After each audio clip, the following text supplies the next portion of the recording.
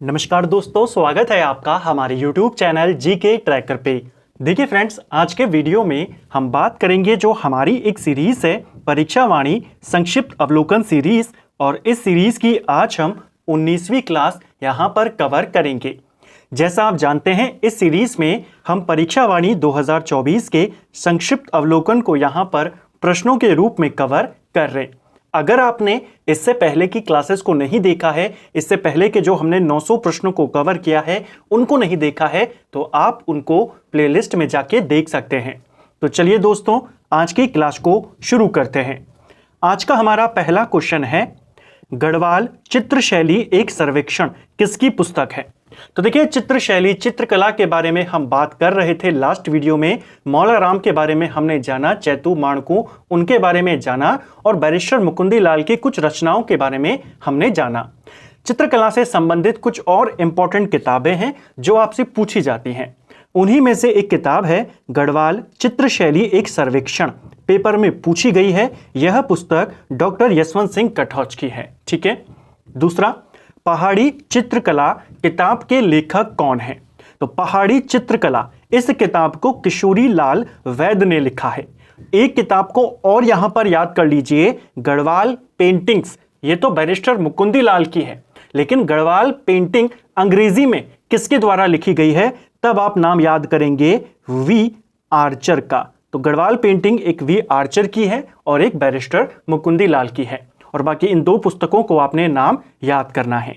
Next है, राज्य में काष्ठ शिल्प में किस जनजाति के लोग विशेष तौर पर लगे हुए हैं? तो कौन सी जनजाति काष्ठ शिल्प में निपुण मानी जाती है? कुछ दिन पहले जब हमने उत्तराखंड के टॉपिक वाइज एमसीक्यूज को कवर किया था, उसमें डिटेल में जनजातियों के बारे में जाना। राजी जनजाति काष्ठ शिल्प में निपुण मानी जाती है। रिंगाल किन जिलों का एक प्रमुख हस्तशिल्प उद्योग है? तो जो रिंगाल है यह आपके चमोली, अल्मोड़ा, पिथौरागढ़ इन जिलों का एक प्रमुख हस्तशिल्प उद्योग है। रिंगाल की मदद से चटाई, टोकरी, मोष्टा, डोला, सूप आदि ये सब बनाए जाते हैं। ठीक है। रिंगाल व बांस से डाले, कंडी, चटाई, मोष्टा आदि सामग्री बनाते हैं। कौन से लोग बनाते हैं? तो रूढ़ी लोग यहां पर बनाते हैं। ठीक है। कालीन उद्योग के लिए पिथौरागढ़ का प्रसिद्ध स्थल कौन सा है? तो कौन सा स्थल है पिथौरागढ़ का जो अपने कालीन उद्योग के लिए जाना जाता है? ये जाना जाता है धारचूला और मुनस्यारी को। दोनों इंपॉर्टेंट लोकेशन हैं। आज के वीडियो में आपको उत्तराखंड की शिल्पकला को लेकर के क्वेश्चन देखने को मिलेंगे, और उत्तराखंड के जो नृत्य हैं, गीत हैं, उनके क्वेश्चन देखने को मिलेंगे। नेक्स्ट है, मिट्टी से बनी देवी देवताओं की रंग बिरंगी मूर्तियां क्या कहलाती हैं? तो राज्य में मिट्टी से बनी मूर्तियों को क्या कहते हैं? जो मिट्टी की बनी हुई रंग बिरंगी मूर्तियां होती हैं, अधिकांश मूर्तियां देवी देवताओं की होती हैं, इन मूर्तियों को डिकारे या डिकरा कहा जाता है। यह क्वेश्चन पेपर में पूछा गया था। डिकरा क्या होता है? तो आप कहेंगे मिट्टी से बनी रंग बिरंगी मूर्तियां। तांबे, पीतल, एल्यूमिनियम आदि के बर्तन बनाते हैं। तो इस उद्योग से जुड़े हुए हैं, तांबे उद्योग से जुड़े हुए हैं टमटा समुदाय के लोग। राज्य में चर्म कार्य करने वालों को क्या कहा जाता है? तो चर्म कार्य से जुड़े हुए लोगों को बड़ाई या शार्की कहते हैं। एक और क्वेश्चन बनता है कि स्थानीय भाषा में चमड़े का कार्य करने वालों को क्या कहते हैं? तो भी आप कहेंगे बड़ाई या शार्की। गढ़वाल क्षेत्र के किस गीत में नारी हृदय की वेदना और उसके रूप सौंदर्य की झलक देखने को मिलती है? तो गढ़वाल क्षेत्र का कौन सा गीत है जिसमें हमें नारी हृदय की वेदना देखने को मिलती है? पेपर में क्वेश्चन बना है। गीत का नाम है आपका झुमेलो गीत। झुमेलो गीत आपके गढ़वाल क्षेत्र का एक फेमस गीत है।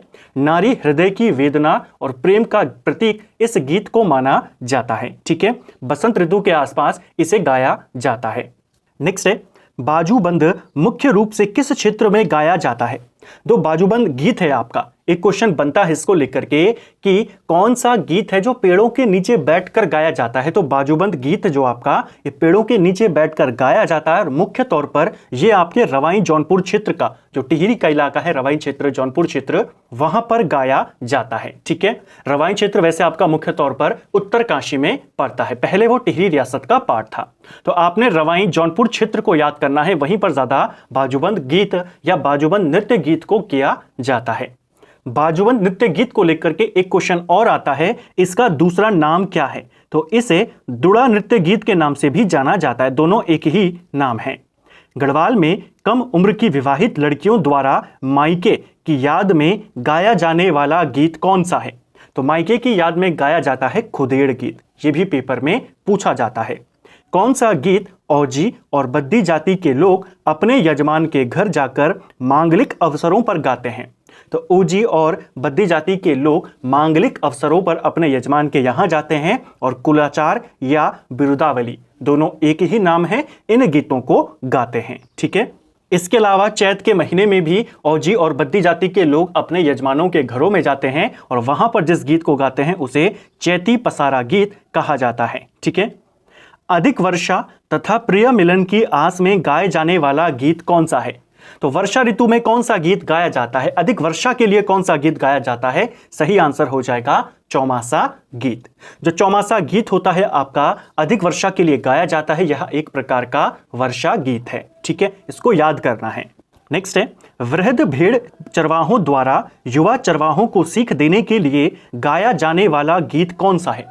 जो बूढ़े भेड़ चरवाहा होते हैं, वो जो नए भेड़ चरवाहा होते हैं, युवा चरवाहा होते हैं, उनको सिखाने के लिए, उनको सीख देने के लिए चुरा गीत यहां पर गाते हैं। ठीक है, इसको आपने याद करना है, पूछा जाएगा चुरा गीत किनके द्वारा गाया जाता है? तो वृद्ध भेड़ चरवाहों के द्वारा युवा भेड़ चरवाहों के लिए। ठीक है, नेक्स्ट है, जौनसार क्षेत्र के स्त्री पुरुषों द्वारा गोलाकार स्थिति में बैठकर गाया जाने वाला प्रश्न उत्तर गीत कौन सा है? तो जौनसार क्षेत्र में कौन सा ऐसा गीत है जो प्रश्न उत्तर फॉर्मेट में गाया जाता है? सही आंसर है छोपती गीत। छोपती गीत आपका समूह में गाया जाता है, जैसा हमने यहां पर लिखा कि स्त्री और पुरुषों के द्वारा गोलाकार में बैठा जाता है, समूह में वो लोग बैठते हैं। रवाई, जौनपुर, जौनसार क्षेत्र में इसे ज्यादा गाया जाता है और यह एक श्रृंगार प्रधान गीत है। और इसे किस फॉर्मेट में गाया जाता है? तो प्रश्न उत्तर के फॉर्मेट में। नेक्स्ट है, देवताओं या पौराणिक व्यक्तियों के आवाहन या सम्मान में गाया जाने वाली लोक गाथाएं क्या कहलाती हैं? तो देवताओं के सम्मान में या देवताओं के आवाहन में कौन से गीत जो लोक गाथाएं गाई जाती हैं उनको जागर गीत कहा जाता है। ठीक है, कुमाऊं क्षेत्र में ठुलखेल गीत गाया जाता है। ये क्वेश्चन पेपर में पूछा गया है ठुलखेल गीत को लेकर के। पहला क्वेश्चन तो यहां पर यह याद कर लीजिए, ठुलखेल गीत आपके कुमाऊं क्षेत्र में ज्यादा इसको गाया जाता है और यह भाद्र मास में गाया जाता है। अगर पूछेगा किस उत्सव के आसपास इसे मनाया जाता है या गाया जाता है, तो कृष्ण जन्माष्टमी के समय यह पुरुषों के द्वारा गाया जाता है। सीधा क्वेश्चन आएगा ठुलखेल गीत किस उत्सव से जुड़ा हुआ है, तब आप कहेंगे कृष्ण जन्माष्टमी। ठीक है, ठुलखेल गीत में जो मुख्य गायक होता है उसे बाखड़निया कहा जाता है। ये क्वेश्चन पूछा जा सकता है। न्योली किस प्रकार का गीत है? तो देखिए, जो न्योली है आपका, यह एक प्रकार का अनुभूति प्रधान गीत है। अनुभूति प्रधान गीत यानी कि यहां पर कल्पना करी जाती है, कल्पना को आधार मानकर उसको यहां पर गाया जाता है। जैसे इसी से मिलता जुलता या इसी के प्रकार का एक गीत है आपका भगनौल नृत्य गीत। जो भगनौल गीत है यह भी प्रेमी के द्वारा कल्पना करते हुए इसे गाया जाता है। तो यह भी एक अनुभूति प्रधान गीत है और न्योली भी एक अनुभूति प्रधान गीत है। ठीक है, नेक्स्ट है, जागर गाने वाले जागरिया के साथ नाचने वाला कौन होता है? तो जागर क्या होते हैं वो हमने अभी देखा। जो गाने वाला होता है उसे जागरिया कहते हैं, जो उसके साथ नाचने वाले होते हैं उसे डांगरिया कहते हैं। ठीक है, कुमाऊं क्षेत्र में कौन सा अनुभूति प्रधान गीत प्रेमी अपनी प्रेमिका की याद में मेलों में हुड़के और नगाड़ों की धुन पर नृत्य के साथ गाता है? तो कौन सा है अनुभूति प्रधान गीत जिसे प्रेमी के द्वारा अपनी प्रेमिका की याद में कल्पना करके वो मेलों में यहां पर डांस करता है? सही आंसर है भगनौल नृत्य गीत। देखिए, भगनौल गीत पूछे या भगनौल नृत्य गीत पूछे, दोनों एक ही बात है। कुछ नृत्य ऐसे हैं जिसमें साथ साथ में डांस भी किया जाता है, नृत्य भी किया जाता है, तो वो आपके नृत्य गीत हो गए। कुछ ऐसे हैं जिसमें केवल गीत गाया जाता है, तो वो आपके गीत हो गए। ठीक है, बैर गीत कुमाऊं का किस प्रकार का गीत है? काफी फेमस गीत है यहां पर बैर गीत। बैर गीत की बात करें या बैर नृत्य गीत की बात करें तो ये कुमाऊं का प्रसिद्ध तार्किक प्रश्नोत्तर वाला गीत है। ठीक है, तर्क प्रधान गीत है यहां पर। वाद विवाद यहां पर होता है और उसे जो वाद विवाद होता है, तर्क वितर्क होते हैं, वो गाने के आधार पर होते हैं, गीतात्मक रूप में होते हैं। ठीक है, गाने के रूप में होते हैं। तो किस प्रकार का है ये? तार्किक प्रश्नोत्तर वाला गीत है, यानी तर्क वितर्क वाद विवाद यहां पर गाने के तौर पर किया जाता है। कुमाऊं क्षेत्र में खरीफ कृषि के समय खेतों में गाया जाने वाला गीत कौन सा है? सीधा क्वेश्चन आता है, कुमाऊं का कृषि से संबंधित गीत कौन सा है? तो कृषि से संबंधित गीत है कुमाऊं का हुड़की बोल गीत। और विशेषकर कौन सी कृषि से? तो खरीफ कृषि के समय में। ठीक है, खरीफ फसल के समय में इसे किया जाता है। नेक्स्ट है, गढ़वाल क्षेत्र में नवविवाहित लड़कियों का ससुराल से पहली बार मायके आने पर बसंत पंचमी से विखोत यानी विषुवत संक्रांति तक किया जाने वाला नृत्य कौन सा है? सही आंसर हो जाएगा थड़िया नृत्य। तो थड़िया नृत्य किसके द्वारा किया जाता है? ऐसी नवविवाहित लड़कियों के द्वारा जो पहली बार शादी के बाद अपने मायके में जाते हैं, तो उनके द्वारा जो नृत्य होता है उसे ही कहा जाता है थड़िया नृत्य। इसको आपने याद करना है कि थड़िया नृत्य कब और कौन करते हैं। सीधा क्वेश्चन बनेगा, विवाहित महिलाओं द्वारा पहली बार मायके आने पर कौन सा नृत्य किया जाता है? तब आप कहेंगे थड़िया नृत्य। नेक्स्ट है, गढ़वाल क्षेत्र का तलवार ढाल के साथ किया जाने वाला युद्ध नृत्य गीत कौन सा है? तो गढ़वाल क्षेत्र का पूछा है, तलवार ढाल के साथ युद्ध नृत्य गीत सरों नृत्य। सरों नृत्य जैसा भोटिया लोगों में किया जाने वाला नृत्य कौन सा है? पौड़ा नृत्य। और इसी प्रकार सरों नृत्य जैसा कुमाऊं में किया जाने वाला युद्ध नृत्य कौन सा है? छोलिया।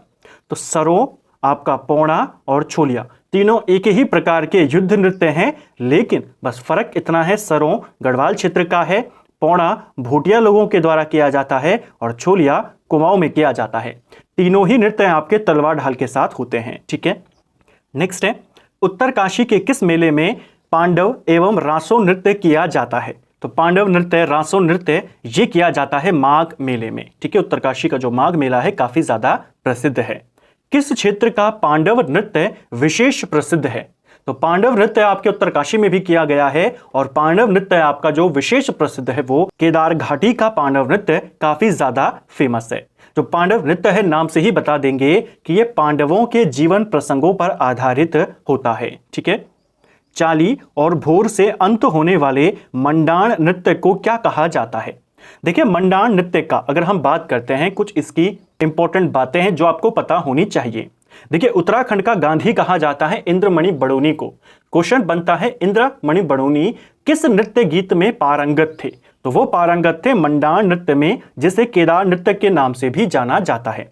इस नृत्य का जो अंत किया जाता है वो चाली और भोर, जो इसमें इस्तेमाल होने वाले मूव्स हैं, उसके माध्यम से किया जाता है। एक और क्वेश्चन इसको लेकर याद करना, किस नृत्य में शरीर के हर अंग का इस्तेमाल होता है? प्रॉपर एकाग्रता जिसमें चाहिए होती है वो है आपका केदार नृत्य या मंडाण नृत्य। ठीक है, नेक्स्ट है, जौनसारी समाज में जन्मोत्सव विवाह आदि में किया जाता है।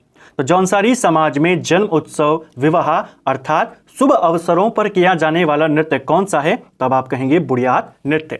तो बुढ़ियात नृत्य कौन सी जनजाति करती है? जौनसारी। किस अवसर पे करती है? शुभ अवसरों पर। कैसे? जैसे जन्म उत्सव, विवाह उत्सव, इस प्रकार। जौनसारी जनजातियों में रामतुला वाद्य यंत्र के साथ किया जाने वाला नृत्य कौन सा है? देखिए, जौनसारी जनजाति में एक प्रसिद्ध नृत्य होता है, एक प्रसिद्ध नृत्य किया जाता है हारुल नृत्य। और इस हारुल नृत्य में एक वाद्य यंत्र है जिसका इस्तेमाल अनिवार्य तौर पर किया जाता है, रामतुला वाद्य यंत्र। तो ध्यान रखेंगे, रामतुला वाद्य यंत्र किस नृत्य से संबंधित है? तब आप कहेंगे हारुल नृत्य से। कौन करते हैं? आप कहेंगे जौनसारी जनजाति। एक और चीज ध्यान रखना, जैसा आप जानते हैं जौनसारी जनजाति पांडवों को देवताओं के रूप में पूजते हैं, माता कुंती की भी ये पूजा करते हैं। जो हारुल नृत्य है ये किस पर आधारित है? तो ये पांडवों के जीवन पर आधारित है। ठीक है, नेक्स्ट है, पुरुषों द्वारा खंबे के शिखर पर चढ़कर किया जाने वाला नृत्य कौन सा है? तो पुरुषों के द्वारा खंबे पे चढ़कर, खंबे के शिखर पे चढ़कर किया जाने वाले नृत्य को लंगवीर नृत्य कहा जाता है। इसे नट नृत्य के नाम से भी जाना जाता है। मध्य गढ़वाल क्षेत्र में सुख समृद्धि की कामना हेतु किया जाता है। तो मध्य गढ़वाल क्षेत्र में सुख समृद्धि के लिए बगड़वाल नृत्य किया जाता है। एक क्वेश्चन पेपर में पूछा गया था, किस क्षेत्र का बगड़वाल नृत्य फेमस है? तब आप कहेंगे नीति घाटी क्षेत्र का बगड़वाल नृत्य काफी ज्यादा फेमस है। गढ़वाल क्षेत्र में चांदनी रात में किया जाने वाला श्रृंगार नृत्य कौन सा है? तो गढ़वाल क्षेत्र में चांदनी रात में किया जाने वाला श्रृंगार प्रधान नृत्य है आपका चांचरी नृत्य। चांचरी नृत्य जो है आपका ये बसंत ऋतु के आगमन पर किया जाता है। तो सीधा क्वेश्चन बनेगा बसंत ऋतु के आगमन पर गढ़वाल में कौन सा नृत्य करते हैं, तब आप कहेंगे चांचरी नृत्य करते हैं। इस नृत्य को चांचरी को भौनी नृत्य के नाम से भी जाना जाता है। ठीक है, कुमाऊं के अंदर इसी चांचरी नृत्य को झोड़ा नृत्य के नाम से जाना जाता है।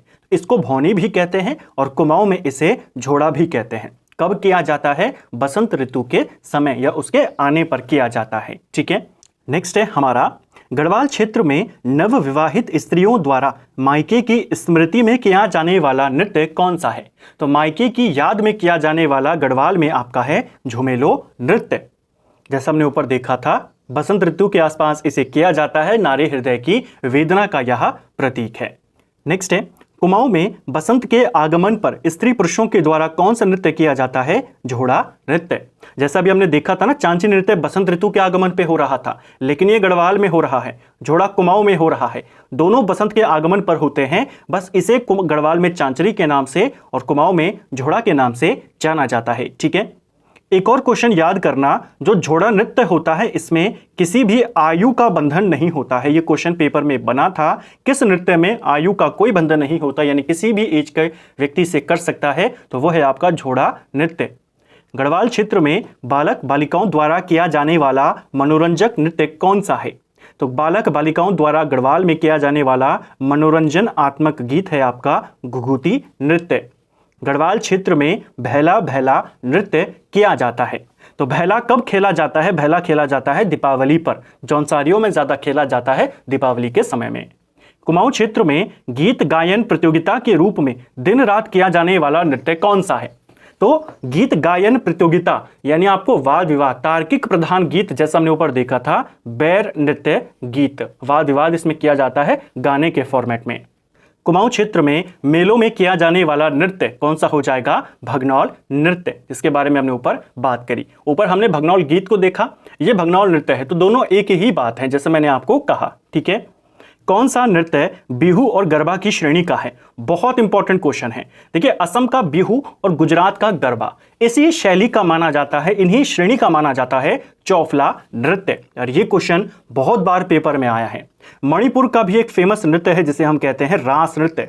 तो मणिपुर के रास, गुजरात के गरबा और असम के बिहू के समान कौन सा नृत्य है उत्तराखंड का? तब आप कहेंगे चौफला नृत्य। एक और क्वेश्चन याद कर लीजिए, माता पार्वती जी ने शिवजी को प्रसन्न करने हेतु भी यही नृत्य किया था। क्वेश्चन बन जाएगा। इसमें जो चौफला नृत्य है, इसमें किसी भी प्रकार के वाद्य यंत्र का प्रयोग नहीं किया जाता है, तालियां इसमें बजाई जाती है, तालियों का उपयोग इसमें होता है। ठीक है, नेक्स्ट है भाटा सांटा क्या है? तो देखिए, अलग अलग प्रकार के गीत हैं हमारे पास। भाटा सांटा एक प्रकार का मनोरंजनात्मक गीत है। इसी प्रकार क्वेश्चन बनता है, पट किस प्रकार का गीत है? तो पट गीत जो है आपका, यह एक उपदेशात्मक गीत है। ठीक है, वीर गति प्राप्त करने वालों के सम्मान में किया जाता है। तो वीर गति प्राप्त करने वालों के सम्मान में गढ़वाल क्षेत्र के अंदर विशेषकर रणभूत नृत्य किया जाता है। रणभूत नृत्य को देवता घिराना के नाम से भी जाना जाता है। किस नृत्य में गाए जाने वाले गीत तात्कालिक घटनाओं और प्रसिद्ध व्यक्तियों के कार्य पर आधारित होते हैं? तो तात्कालिक घटनाओं पर आधारित गीत कौन सा हो जाएगा? तांदी नृत्य गीत। ठीक है, राज्य में सबसे ज्यादा प्रचलित वाद्य यंत्र कौन सा है? हमने डांस, हमने गीत, उनके बारे में देखा। इंपॉर्टेंट जो क्वेश्चंस थे, इंपॉर्टेंट जो टॉपिक थे, उनको कवर किया। अब हम वाद्य यंत्रों की तरफ चलेंगे।